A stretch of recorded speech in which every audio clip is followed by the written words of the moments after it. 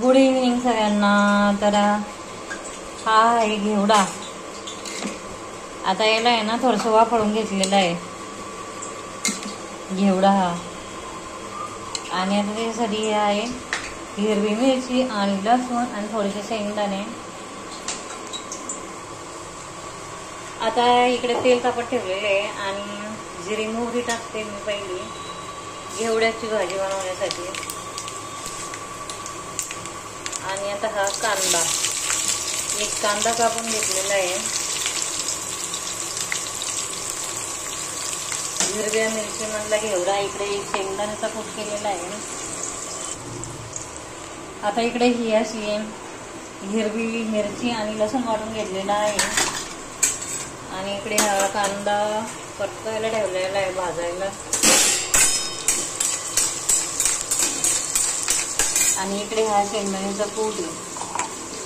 एकदम टेस्टी भाजी होते ही, बनवून पहा, करून पहा, एकदम छान होते.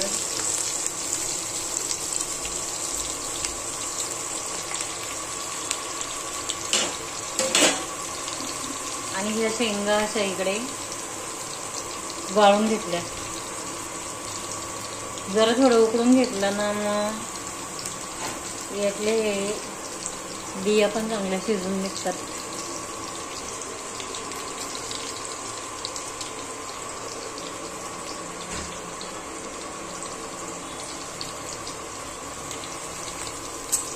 हा कांदा चांगला भाजून द्यायला पाहिजे.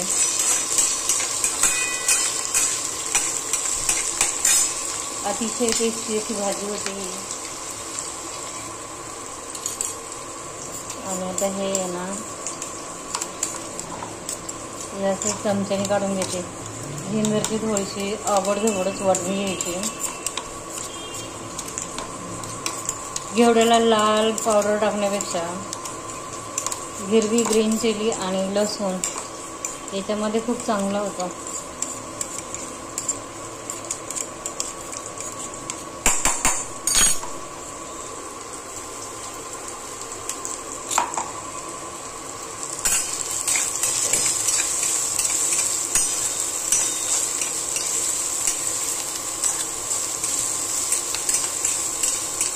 हे चांगलं भाजून द्यायचं.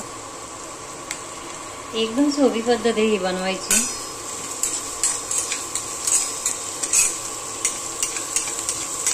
कोणी पण बनवू शकता. याला काय हळद पावडर वगैरे काही टाकायचं नाही. स्टीलच्या कढईमध्ये ना पटकन लागून जातं खाली.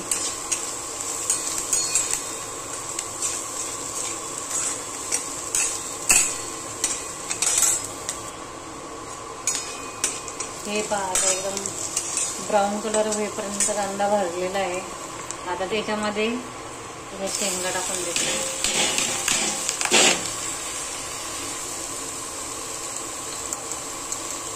वरून थोडी आमचूर पावडर टाकलेली आहे, अर्धा चमचा. आणि आता चवीनुसार मीठ टाकून घ्यायचं आहे. जेवढी भाजी तेवढ्या मापाचं मीठ घालायचं. चवीनुसार मीठ.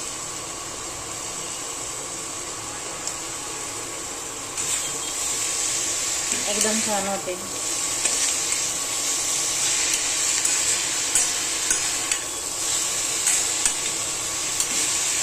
थोडासा धना पावडर टाकते.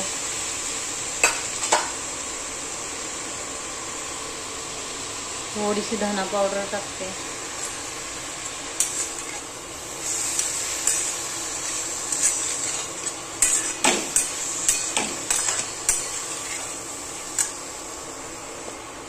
आणि आता वरतून शेंगदाण्याचा कूट टाकते.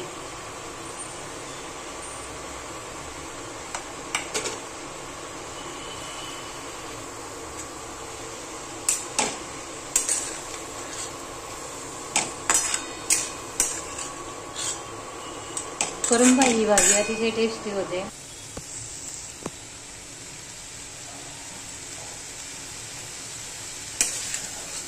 आणि याला आहे ना 10 मिनिटं शिजवून द्यायचं बारीक गॅसवर. हे असं झाकण ठेवायचं. आणि आता हे झाले 5 मिनिटं. हे पहा भाजी.